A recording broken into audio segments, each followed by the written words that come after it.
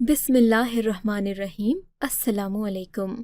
میرے گھر کی نوکرانی ہر روز تولیے میں لپٹا بچہ لاتی اور جسے وہ ہمیشہ میری ساس کے پاس رکھتی، لیکن اس بچے کو کبھی کسی نے دیکھا نہیں تھا۔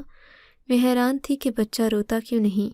ایک دن تجسس کے مارے جو ہی تولیہ کھولا تو میری شادی کو 5 ماہ کا عرصہ ہو گیا تھا۔ ان 5 ماہ میں اپنے سسرال والوں کو بہت اچھی طرح سے سمجھ چکی تھی اور جان چکی تھی۔ صرف اور صرف اپنی ساس کے مزاج کو ابھی تک سمجھ نہیں پا رہی تھی۔ وہ عام ساس کی طرح بالکل نہیں تھیں۔ انہیں گھرداری میں لین دین میں کوئی دلچسپی نہیں تھی۔ وہ ہر وقت خاموش رہتی تھیں اور اداس رہتی تھیں۔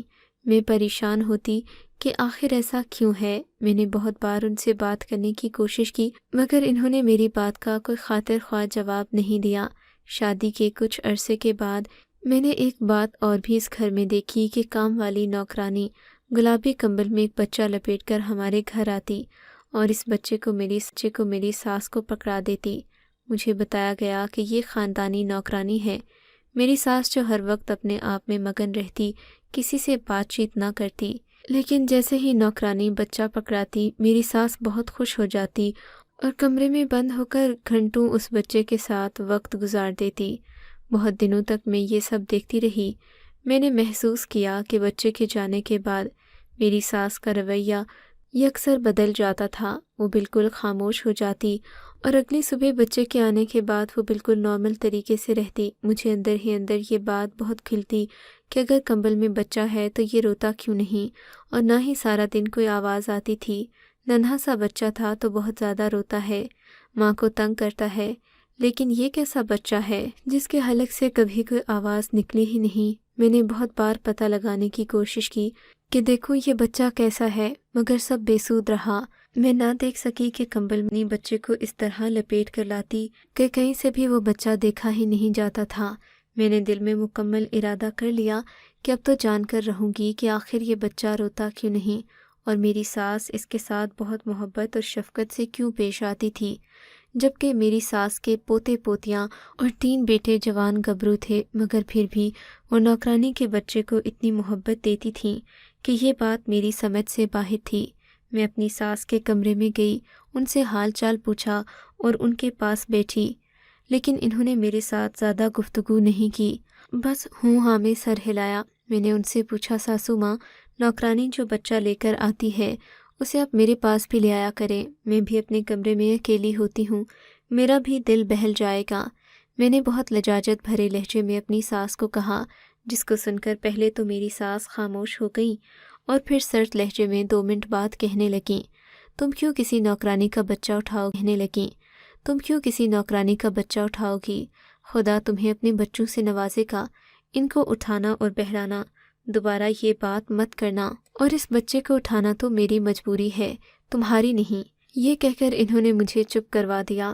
میں اپنی ساس سے پوچھنا چاہتی تھی کہ آخر کیا مجبوری ہے، لیکن میرے منہ کھولنے سے پہلے ہی میری ساس نے مجھے خاموش کروا دیا اور اپنے بستر میں بچے کے ساتھ لیٹ گئی۔ میں خاموشی سے اٹھ کر آ گئی۔ اب تو میرا شک یقین میں بدل چکا تھا۔ دال میں کچھ نہ کچھ تو کالا ہے، کوئی تو بات ہے جو گھر والوں سے بھی اور مجھ سے بھی چھپائی جا رہی ہے۔ اب تو اس کا پتہ لگانا بہت ضروری ہے۔ اگلے دن ہماری کام والی جیسے ہی آئی، آتے ہی وہ اپنا کمبل میں لپٹا ہوا بچہ لے کر میری ساس کے کمرے میں چلی گئی۔ تھوڑی دیر بعد جب وہ نکلی تو اس کے ہاتھ خالی تھے۔ میں نے اسے آواز لگائی اور کہا، ذرا آ کر میری بات سنو۔ جب وہ میرے پاس آئی تو میں نے اس سے پوچھا کہ جب سے میں آئی ہوں تب سے ہی تمہارا بچہ کمبل میں لپٹا دیکھنے لگی ہوں، لیکن کبھی اس کے رونے کی آواز نہیں آئی۔ تمہارا بچہ روتا کیوں نہیں ہے؟ میری بات سن کر ایک پل کے لیے تو وہ گڑبڑا گئی۔ میں نے اس کا ہڑبڑانا نوٹ کیا اور لمحے سے پہلے وہ سنبھل کر بولی، میرا بچہ نا بہت زیادہ کمزور ہے، جب سے پیدا ہوا ہے بیمار ہے، اسی لیے روتا بہت کم ہے، بس زیادہ تر خاموش رہتا ہے یا سویا رہتا ہے۔ میں اسے بڑی مالکن کے پاس سلا دیتی ہوں تاکہ باقی سب کو پریشان نہ کرے۔ میں نے اپنی نوکرانی کو کہا کہ اگر وہ بیمار ہے تو وہ تو تمہیں زیادہ پریشان کرتا ہوگا اور بیمار بچے کو رونا بھی زیادہ چاہیے، لیکن وہ میری بات کو ٹال گئی اور کہنے لگی کہ میرا بچہ ایسا نہیں ہے۔ میں نے اسے کہا کہ چلو ایک بار تمہارا بچہ دیکھنا چاہتی ہوں۔ کہنے لگی، میں اپنا بچہ نہیں دکھا سکتی، وہ بہت خوبصورت ہے، اسے فوراً نظر لگ جاتی ہے، یہ کہہ کر وہ جلدی سے وہاں سے چلی گئی۔ اب تو میرے اندر کا تجسس مجھے کہیں بھی چین نہیں لینے دے رہا تھا۔ مجھے پختہ یقین تھا کہ کوئی نہ کوئی راز تو ہے۔ میں جلد از جلد پتہ لگانا چاہتی تھی۔ اسی کشمکش میں کافی دن گزر گئے۔ میرے شوہر میرا بہت خیال رکھتے، بہت محبت کرتے، لیکن میں کچھ دنوں سے محسوس کر رہی تھی کہ وہ مجھ سے کھچے کھچے رہنے لگے ہیں۔ مجھے بہت عجیب لگا۔ شادی کے بعد ایسا پہلی بار ہوا تھا۔ ان کا یہ رویہ میری سمجھ سے باہر تھا۔ میں نوکرانی کے چکروں میں ایسا پھنسی تھی کہ میری توجہ شوہر پر کم ہو گئی۔ مجھے لگا شاید اسی وجہ سے وہ مجھ سے ناراض ہیں۔ شام کے وقت جب میرا شوہر کام سے واپس آیا، میں نے ان سے بات کی اور کہا کہ آپ مجھ سے ناراض ہیں۔ میرے شوہر نے نہیں میں جواب دیا۔ پھر میں نے اپنے شوہر کو مخاطب کیا اور کہا، مجھے ایسا لگتا ہے جیسے آپ مجھ سے اب کھچے کھچے رہنے لگے ہیں۔ کہنے لگے کہ اب ان کی ذمہ داریاں بڑھ گئی ہیں، کام کا بھی بہت زور ہے، اسی لیے وہ ہر وقت مصروف رہنے لگے ہیں۔ شاید یہی وجہ تھی جو مجھے ایسا محسوس ہوا۔ وقتی طور پر تو میں اپنے گھر کو نوکرانی کے بارے میں بتانے کا فیصلہ کیا۔ میں نے ان کو بتایا کہ ہماری نوکرانی بہت چالاک عورت ہے، وہ ہم سب سے کچھ چھپا رہی ہے۔ اس کے بعد میں نے انہیں بچے کے بارے میں بھی بتایا۔ میرے شوہر نے ساری باتیں بہت بددلی سے سنی اور میری اس بات پر کوئی خاص رد عمل نہ دیا۔ کہنے لگے کہ چھوڑو تم نوکرانی کو، بس اپنے کام کاج پر توجہ دو۔ اب تو میرے شوہر کا یہی معمول سا رہنے لگا۔ سارا دن کام کاج میں مصروف رہنا، میرے لیے ان کے پاس وقت ہی نہیں ہوتا۔ اگر میں کوئی بات کرتی تو جھڑک کر خاموش کروا دیتے۔ میں بہت پریشان رہنے لگی تھی۔ مجھے سمجھ میں نہ آتی تھی کہ اچانک ایسا کیا ہوا ہے جو وہ میرے ساتھ بیگانوں جیسا سلوک کرنے لگے ہیں۔ میں نے بہت سوچا کہ ایسا کیا ہو گیا ہے جس نے میرے شوہر کو مجھ سے بدظن کر دیا، مگر میرے ہاتھ میں بات کا کوئی سرا نہیں آیا۔ میں کسی بھی قیمت پر اپنے گھر کو خراب نہیں کرنا چاہتی تھی۔ مجھے اپنے شوہر سے بے پناہ محبت تھی۔ میں کچھ بھی کر کے اپنے شوہر کو پہلے جیسا دیکھنا چاہتی تھی، جس طرح وہ میرے ساتھ بہت محبت اور عزت کے ساتھ پیش آتے تھے۔ ایک شام جب میں سو کر اٹھی، میں نے دیکھا کہ میرا شوہر کسی سے فون پر بات کر رہا ہے۔ انہیں نہیں پتہ تھا کہ میں جاگ گئی ہوں۔ میں ویسے ہی لیٹی رہی، ایسا محسوس کروایا جیسے میں گہری نیند میں ہوں۔ وہ بیڈ کے ساتھ صوفے پر بیٹھے تھے تو مجھے ان کی آواز صاف سنائی دے رہی تھی۔ وہ فون سے کسی سے کہہ رہے تھے، میں روز روز کی بک بک سے تنگ آ گیا ہوں، اب کوئی نہ کوئی فیصلہ کرنا چاہتا ہوں، اور فیصلہ بھی وہ ہوگا جو میری بیوی کو روح تک ہلا ڈالے گا۔ مجھے سمجھ میں نہ آئی تھی کہ وہ کس سے تنگ آ گئے ہیں اور کون سے فیصلے کی باتیں کر رہے ہیں۔ ان کی یہ بات سن کر میں اور زیادہ پریشان ہو گئی۔ میں جلدی سے اٹھ کر بیٹھ گئی۔ مجھے اٹھتا ہوا دیکھ کر انہوں نے فون کاٹ دیا اور کمرے سے باہر جانے لگے۔ تبھی میں نے ان کو آواز لگائی اور کہا، کون سے فیصلے کی بات کر رہے ہیں آپ؟ اور آخر ایسا کون سا فیصلہ کرنے جا رہے ہیں جو میری روح تک کو ہلا دے گا؟ میری بات سن کر میرا شوہر پلٹا اور مجھ سے کہنے لگا، میری باتیں سن ہی لی ہیں تو میں تمہیں بتا دوں کہ میں بہت جلد تمہیں طلاق دینے والا ہوں۔ یہ سن کر میرے قدموں سے زمین نکل گئی۔ میرے سامنے جیسے آسمان گھوم گیا۔ کتنی آسانی سے میرے شوہر نے طلاق کی بات کر لی تھی۔ میں نے انہیں کہا کہ آپ ایسا کیسے مجھے طلاق دے سکتے ہیں؟ مجھے میرا قصور تو بتائیں۔ میں زاروں قطار رونے لگ گئی۔ تب میرے شوہر نے کہا کہ یہ سب کام کرنے سے پہلے تمہیں سوچنا چاہیے تھا کہ آخر اس سب کا انجام کیا ہوگا۔ اگر تمہیں پیسہ ہی چاہیے تھا تو تم مجھ سے کہہ دیتی، میں تمہیں دے دیتا، میرا سب کچھ تمہارا ہی تو تھا، لیکن اس طرح کسی کے جذبات اور احساسات کے ساتھ تو نہ کھیلتی۔ میں ابھی تک ان کی بات سمجھ نہیں پائی تھی کہ آخر وہ کہہ کیا رہے ہیں۔ میں نے انہیں کہا کہ وہ مجھے تفصیل سے ساری بات بتائیں۔ میں ان کی کسی بھی بات کو سمجھ نہیں پا رہی تھی۔ میرے شوہر کہنے لگے کہ تمہیں کوئی بھی بات سمجھنے کی ضرورت نہیں ہے، میرے سامنے تمہیں سب معلوم ہے اور تم جان بوجھ کر انجان بن رہی ہو۔ یہ کہہ کر وہ کمرے سے باہر چلے گئے اور میں ابھی تک حیرت کے سمندر میں ڈوبی کھڑی تھی۔ یہ سب میری زندگی میں ہو کیا رہا ہے اور کیا ہونے جا رہا ہے؟ یہ کیا باتیں کر کے گئے ہیں وہ؟ میرا سر درد سے پھٹنے لگا، لیکن میں نے اپنے آنسو پونچھے اور اپنے دل کو دلاسا دیا، میں سب پتہ کر کے رہوں گی اور اپنے گھر کو کبھی ٹوٹنے نہیں دوں گی۔ میں کمزور نہیں پڑنا چاہتی تھی۔ میں اپنی ساس سے بات کرنے کے لیے ان کے کمرے میں گئی۔ میں نے دیکھا کہ بیڈ پر وہی گلابی کمبل میں لپٹا بچہ پڑا ہوا تھا۔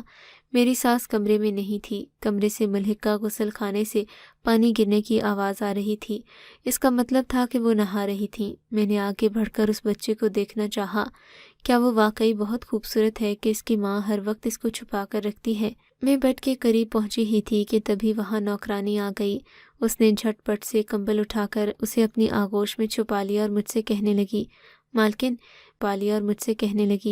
مالکن، میں نے آپ کو کہا تھا نا میرے بچے کو نظر لگ جاتی ہے، وہ بیچارہ بیمار ہے، اب پھر اسے دیکھنے آ رہی تھی۔ میں بوکھلا گئی۔ میں نے اسے کہا کہ میں جان بوجھ کر نہیں دیکھ رہی تھی، وہ اکیلا سویا ہوا تھا، میں بس ایسے ہی اسے دیکھنے آ گئی تھی۔ تبھی غسل خانے سے میری ساس بھی باہر آئی۔ انہوں نے نوکرانی سے کمبل میں لپٹا ہوا وہ بچہ لیا۔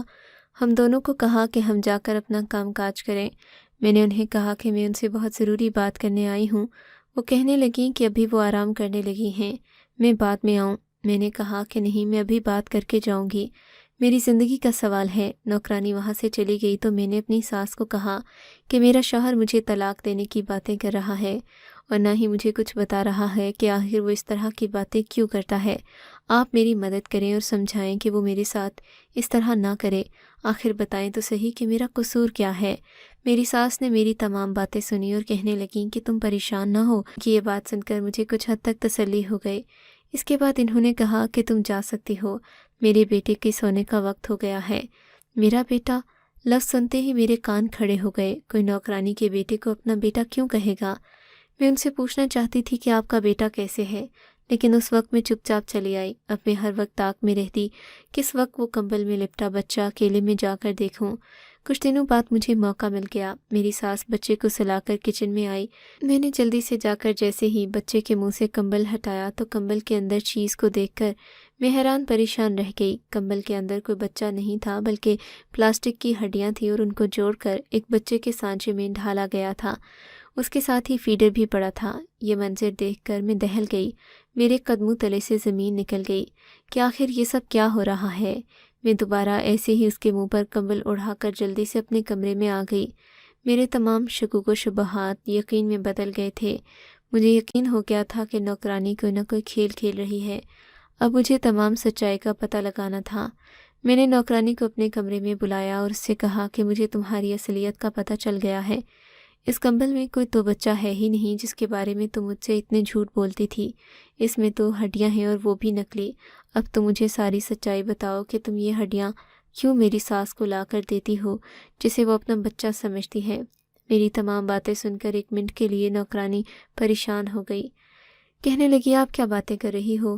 میری سمجھ میں کچھ نہیں آ رہا۔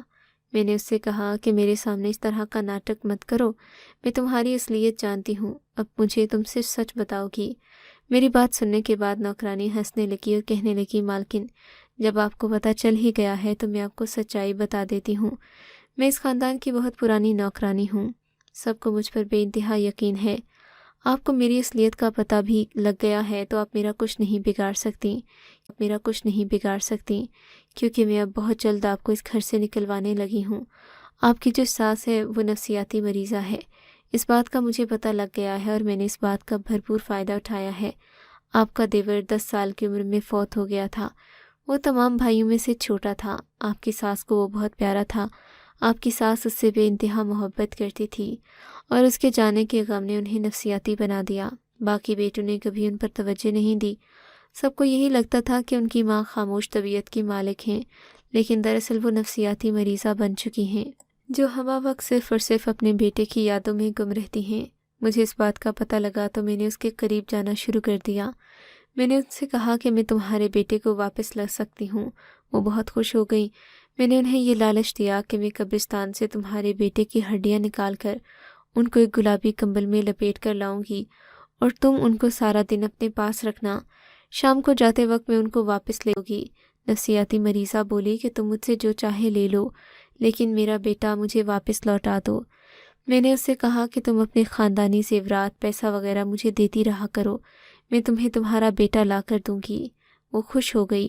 میں بازار گئی، وہاں سے میں نے ہڈیاں خریدیں، ان کو لا کر گلابی کمبل میں لپیٹ دیا، تمہاری ساس کو دے دیتی اور وہ نفسیاتی مریضہ سارا دن اپنے بیٹے کی طرح ان ہڈیوں سے محبت کرتی۔ اسے لگتا کہ یہ میرا ہی بیٹا ہے، اسے لگا کہ فیڈر بھی پیتا ہے، ابھی چھوٹا بچہ ہے۔ میں نے اسے یہ بھی کہا کہ سب لوگ تمہیں پاگل سمجھتے ہیں، اب اگر تم سے کوئی بھی بات کرنے کے لیے آئے تو تم نے بہت اچھے سے بات کرنی ہے اور اس نفسیاتی مریضہ نے تمام باتوں کو مانا۔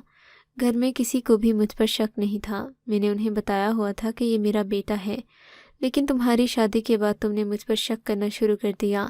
مجھے لگا اس گھر سے میرا پیسہ آنا بند ہو جائے گا جو تمہاری ساس مجھے دیتی تھی۔ میں نے تمہارے شوہر کو کہا کہ تمہاری بیوی تمہاری ماں کو نفسیاتی مریضہ بنا رہی ہے، اس نے مجھے بھی بلیک میل کیا ہوا ہے، اور میں اس کے کہنے پر تمہاری ماں کو وہ کمبل دیتی ہوں اور تمہاری بیوی تمہارے سامنے مجھے ذلیل کرتی ہے، اور یہ جو ہڈیوں کے ڈھانچے میں روزانہ لے کر آتی ہوں یہ سب کچھ تمہاری بیوی ہی کر رہی ہے۔ تمہارے شوہر نے میری باتوں پر آرام سے یقین کر لیا۔ اب بہت جلد وہ تمہیں طلاق دینے والا ہے۔ اس نے مجھے خود فون پر بتایا ہے تم میرے راستے کا سب سے بڑا کانٹا ہو، تم نکل گئی تو اس گھر کی ساری دولت عمر بھر کے لیے میرے پاس آئے گی۔ وہ کہہ لگا کر ہنس پڑی اور وہاں سے چلی گئی۔ اپنی نوکرانی کی یہ باتیں سن کر میں بہت حیران رہ گئی۔ آخر کوئی عورت اس حد تک پیسوں کے لیے کیسے جا سکتی ہے؟ تمام گتھیاں سلجھ گئی تھیں اور اب مجھے سمجھ آیا تھا کہ کیوں میرا شوہر میرے ساتھ کھنچا سا رہتا تھا، اور کیوں وہ نوکرانی ہر وقت اس بچے کو چھپا کر رکھتی، کیونکہ اس میں کوئی بچہ تو تھا ہی، لیتی تو جاننے کی کوشش ضرور کرتی۔ اسی وجہ سے اس نے میرا بھی گھر برباد کرنا چاہا، مگر میری نوکرانی یہ نہیں جانتی تھی کہ چالاکی میں انسان بہت کچھ غلط کر جاتا ہے۔ وہ بھی اپنے پیروں پر خود ہی کلہاڑی مار چکی تھی، کیونکہ میں اپنے موبائل پر اس کی تمام باتوں کی ریکارڈنگ کر چکی تھی۔ میں نے یہ ساری ریکارڈنگز جا کر اپنے شوہر کو سنا دیں، جسے سن کر میرے شوہر کی آنکھیں پھٹی کی پھٹی رہ گئیں اور وہ بہت زیادہ غصے میں آ گئے۔ میں نے اپنے شوہر کو کہا کہ آپ نے اپنی بیوی کی باتوں پر یقین نہیں کیا بلکہ ایک نوکرانی کی باتوں پر یقین کیا۔ بے حد افسوس کی بات ہے۔ میرے شوہر نے مجھ سے بہت معافی تلافی کی اور کہا کہ اس نوکرانی کا انجام بہت برا ہوگا۔ انہوں نے میری ساس کو سائیکیٹرسٹ کے پاس ایڈمٹ کروایا، ان کا علاج شروع کروا دیا اور نوکرانی کے خلاف تمام ثبوت پولیس کو دے کر اس کی گرفتاری کروا دی۔ نوکرانی کو کڑی سے کڑی سزا ملی۔ کچھ دنوں بعد میری ساس کی حالت بہتر ہو گئی۔ انہوں نے زندگی کی طرف لوٹنا شروع کر دیا۔ اب ہم لوگ بہت خوش و خرم زندگی گزار رہے ہیں۔ لالچ کا انجام ہمیشہ برا ہوتا ہے۔ ہماری نوکرانی اب جیل کی سلاخوں کے پیچھے گل سڑ۔ آپ کو اگر یہ کہانی اچھی لگی ہے تو اس ویڈیو کو لائک کیجیے اور اس طرح کی مزید کہانیاں سننے کے لیے ہمارے چینل کو ضرور سبسکرائب کیجیے۔ کہانی سننے کا شکریہ۔ آپ سے ملاقات ہوگی اگلی ویڈیو میں، تب تک کے لیے اللہ حافظ۔